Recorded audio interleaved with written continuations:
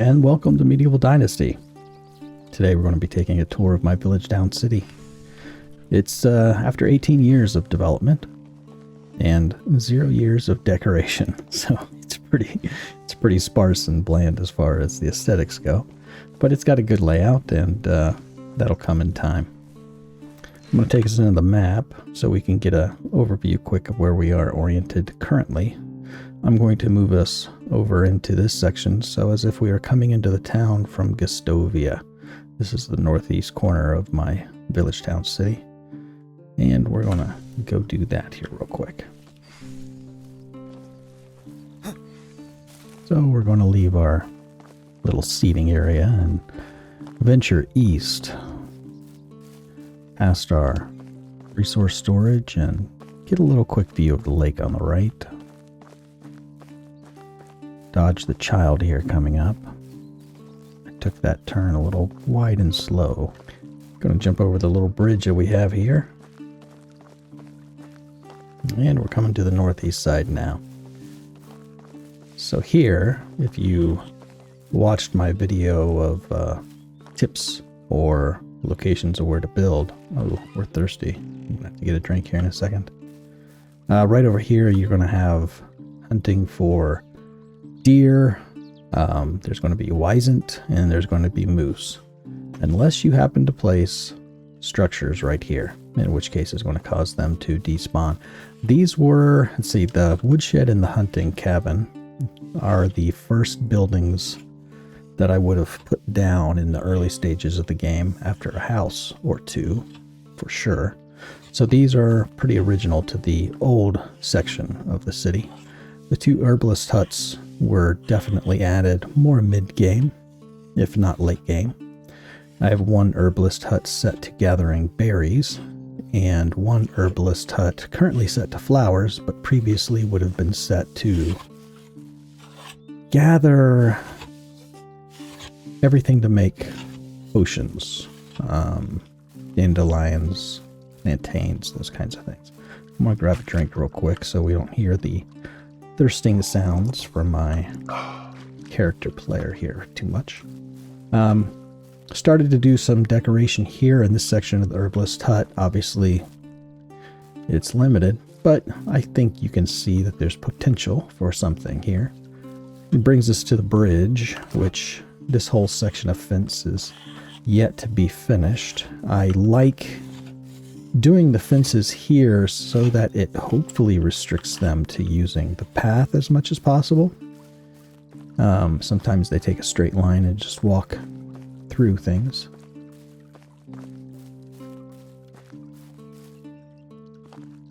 Alright, so we're going to come over here.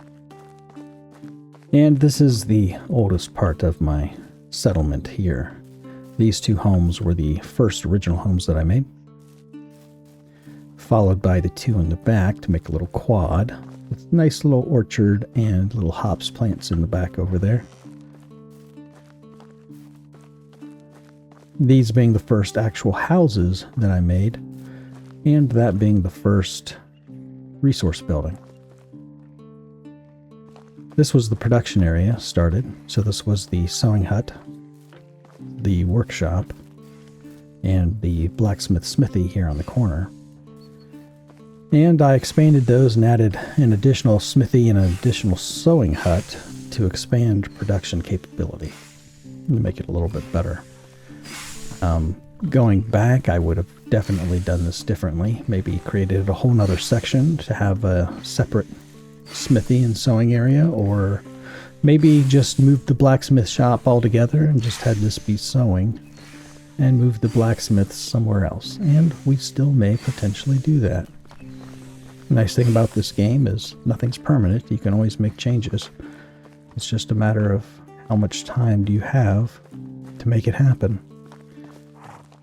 So coming into here, we have another resource building on the left, and here's the stable. The stable I consider to be more like a parking lot. I would envision people coming into the settlement or the town and leaving their horses here to be cared for while they traded or did something else, visited the tavern. Maybe there'd be some sort of hostel here or something at some point.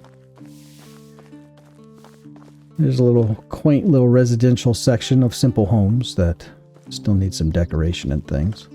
I believe there's palisades here in the back, but I don't know if I want to keep those or not. Encompassing this entire settlement in a palisade is a pretty big deal. You can see it on my map how it traces along. It follows the road here, deviates off a little bit down this direction, and comes all the way around. I did build a section down here along this road that we'll come see in a minute, but that's a lot, and I feel like for a settlement of this size, I don't know that they would have wanted to entirely encircle it or wanted to take the resources to do so. I don't know. This pocket would be great to add a little cart. Please make carts, devs, if you watch this and hear this message, please make carts. But that'd be awesome if we could put a cart here, if not for decoration purposes. You know, maybe it's not utilized, you know, maybe it has no utility or function, but just for decorating, plop one down like a barrel or something. But I can really see that being here in this little pocket. So, hopefully in the future, we'll see. Anytime you see these fields here that are kind of inside the actual building area where buildings are, that's because I couldn't really build a structure there. The slope just wouldn't allow it. So it became a field or an orchard, if that was the case. Likewise with this one right here, right in the middle of the town. The slopes and angles just wouldn't allow a building very easily. So I think I could only build one in that corner back there. So I decided to make this a field. Over here we have the windmill. The first windmill, and that would be the miller's house right there.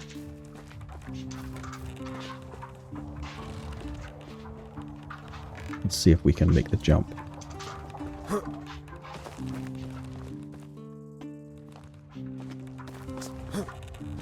Alright, we made the jump. Jump into third person. That was a nice find. Happy little accident to have that house be able to be jumped on and then get up here on top of the windmill to get a really nice view of what we're looking at here with our city. Very convenient before they introduced the photo mode. This was how I was able to get some screenshots.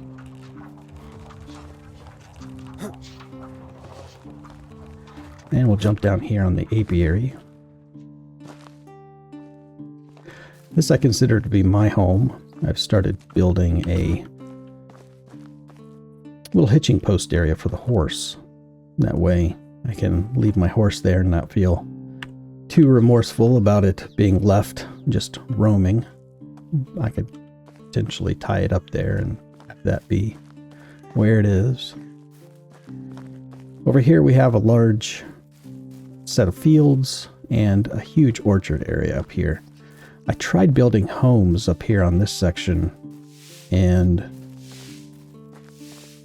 because of the terrain and because of the rock formations, there were no buildings that I could build up here pretty much at all. So this is a completely unbuildable space, but I was able to put in orchards. And some of these are just individual orchards tucked in together rather than one giant orchard.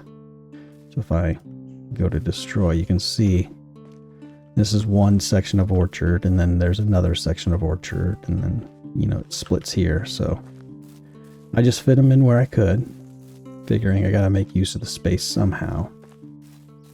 The orchards don't have to be congruent, so having a field, you know, a bunch of small fields incongruent to each other kind of looks odd. Although, maybe not. It wasn't just something that I wanted to try. Oh, kitty. I'm going to pause for a moment. My cat needed some attention. Sorry. And we'll come down here to the second tavern that was built. This whole section here, with my house included and the windmill, is more of a phase 2, I guess you could say. We have 2 kitchens here. That's a barn in the background there. Nice little seating area. Still yet to be decorated with anything substantial for sure.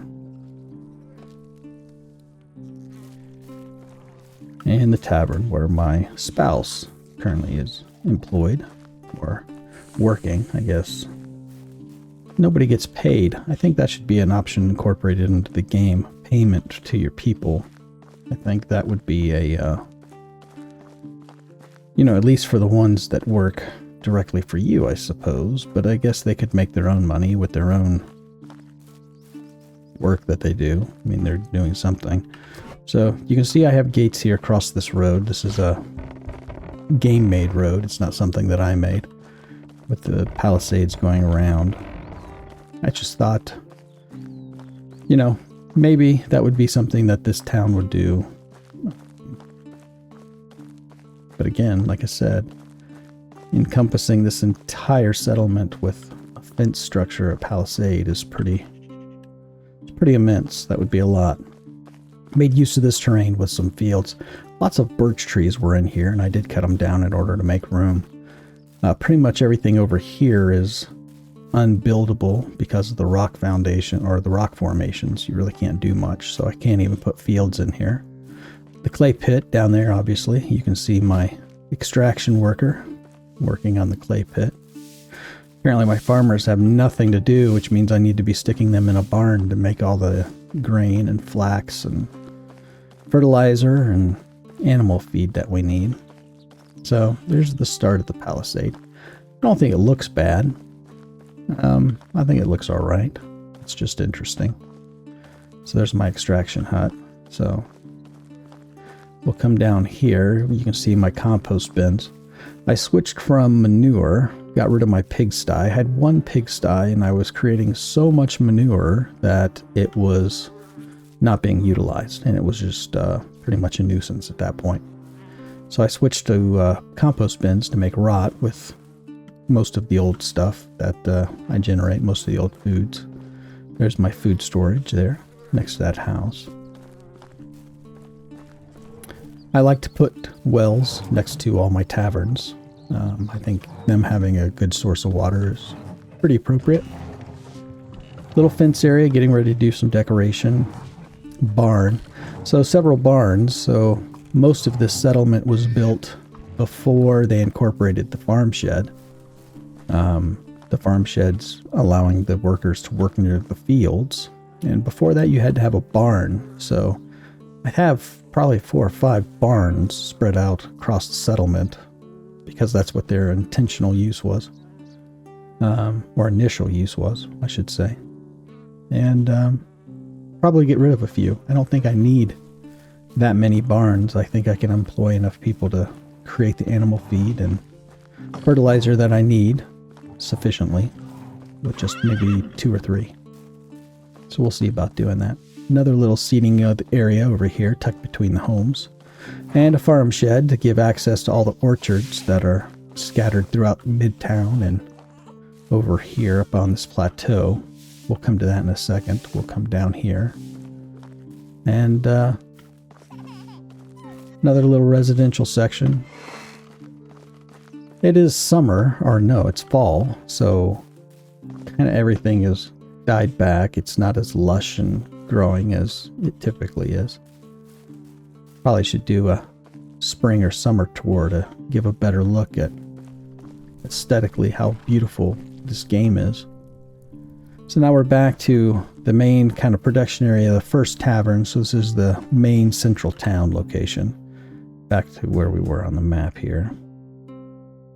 Kind of back in the middle. Here I have 3 kitchens. A little bit of decoration getting started. So this kitchen in the middle here, this used to be a well, and I switched it to a kitchen because I needed more kitchen production earlier in the game than I thought that I would need. So I tucked that little dude back in there, and I believe they have modified the game since then. When they did a building update on how you build structures, they require a little bit more room now. You can see those buildings are near touching, certainly overlapping on the roof line. I don't think you can get buildings that tight anymore, so this is a remnant of the earlier days of the game. It was still after the 1.0 release, but before they did a significant building update. I've got more compost bins in the back between the two food storage buildings there. Another resource storage here on the right. Oh, I'm sorry. Did I touch you? I didn't think I touched you. I think you're just getting a little dramatic. I like having the market stalls here on the back side of the tavern. I think that would be pretty appropriate to the time. The tavern being a significant draw of people, you would want to have the markets there as well. This is residential area for the people that work those markets. So we're going to head up here to the animal husbandry area.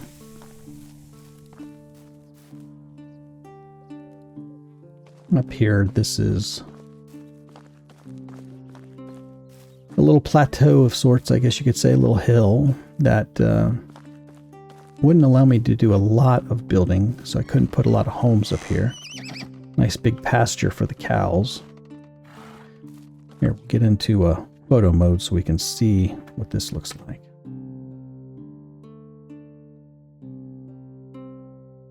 So we have a big pasture for the cows here, the cow shed on the left. We have a house for the miller that works the mill.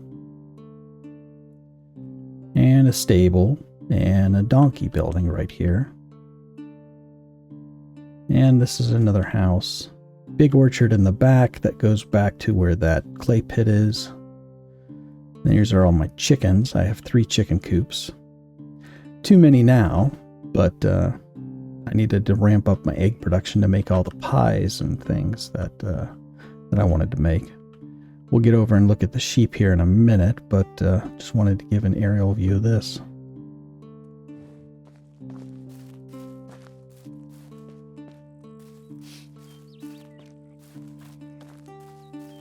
We'll come through here. Shortcut in.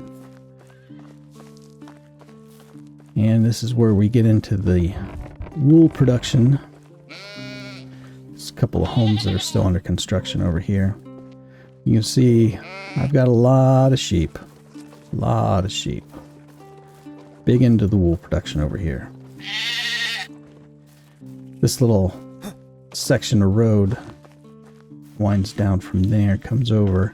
I like this little private roadway here, this little residential section. So these are homes that are going to be for the kiddos that grow up. Everybody's going to need a place to move into.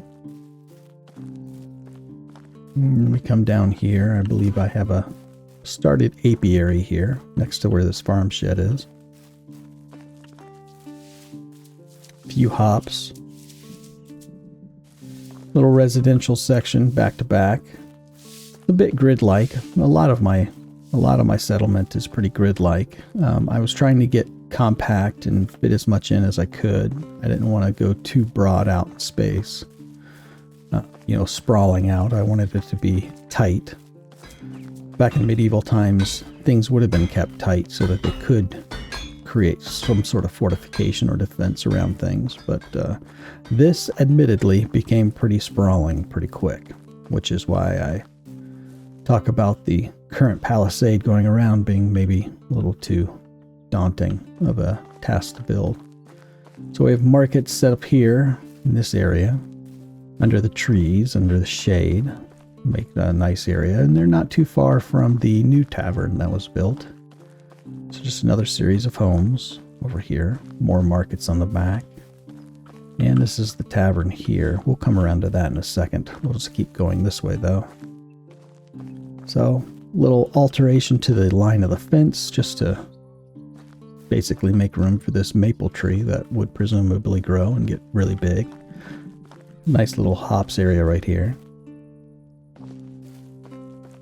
I think my character started growling. Maybe I have some food on me and I can eliminate that. Alright, now we don't have to hear my character's stomach growling and you guys think that it's me hungry or something, picking up by the microphone. Obviously there's a well right there that is next to that kitchen. And this is a food storage area, and I just envision carts. Again, devs, carts. Bring us some carts, please. Carts wheeling back up into this so they can unload the food into that food storage area. I just envision that being something pretty applicable. So over here, this road, I'll pull up the map so you can see, is a actual fixture in the game that comes down off the split and comes down to the water. So I just incorporated it into my city. Palisade with gates over there. Home not yet, not yet built. But then we have the little resource building here. And now we kind of come into the tavern area. Kitchen, like I said. Tavern, lots of seating. Big fire pit, lots of seating. This is going to be like a makeshift flower bed of sorts. I'm going to put a bunch of pots filled with flowers in it to simulate something being grown there. Farm plots just don't work, as you probably have discovered. And this little residential section here, this little private drive, private walkway, private road, whatever you want to call it. I think it's cute. Again, needing a lot of decoration, but we still haven't built these homes, so a lot left to do. A lot left to do.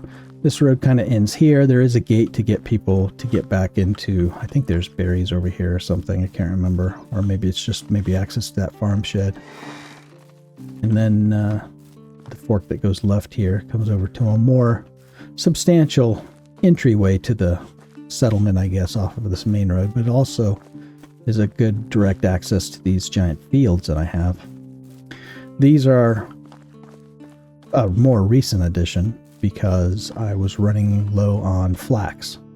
So my flax fields were limited in town and I needed to ramp up production again. So I just built huge giant fields of flax. My problem now is I don't have anybody living close enough to work them efficiently.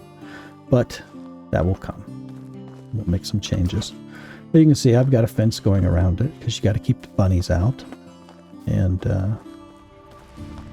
we'll see what happens here going forward. So presumably we'd come through this gate. Again, the palisade thing. I don't need to dwell on that. And we'll come down by the lake path. Looks like we're losing light, so we're going to wrap this up pretty quick.